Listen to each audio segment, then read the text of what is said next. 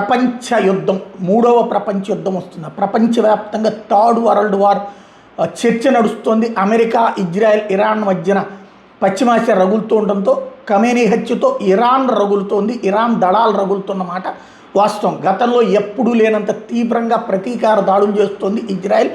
ఏదైతే అరబ్ దేశాల మీద దాడులకు పాల్పడుతోంది, 8 దేశాలలో విధ్వంసం సృష్టిస్తోంది. గల్ఫ్ ఆర్థిక మూలాలైనటువంటి ఆయిల్ నిల్వల మీద దెబ్బతీస్తోంది. మరొక వైపున ఇజ్రాయెల్ హమాస్ యుద్ధం చాలా రోజులు జరుగుతుంది. రష్యా ఉక్రెయిన్ వారు ఎప్పటికీ ఎండుబడట్లేదు. అయితే మూడో ప్రపంచ యుద్ధం వైపుకి దారితీస్తుందా? ఇరాన్ ఆధారంగా దారితీయదు. ఇరాన్కి రష్యా, చైనా అండగా నిలబడి సంయుక్తంగా రివర్స్ అటాక్ చేస్తే జరుగుతుంది. వాళ్ళు ఇప్పుడు అందుకు సిద్ధంగా లేరు. అదే సందర్భంలో ఇరాన్ ఒక్కటి అన్ని దేశాలు చేస్తుంటే 4-5 రోజుల పాటు అటాక్ చేయగలుగుతుంది. ఆ తర్వాత నిదానంగా దాని దగ్గర ఆయుధాలు తగ్గిపోయి మనుషులు తగ్గిపోయిన తర్వాతన తగ్గిపోతుంది.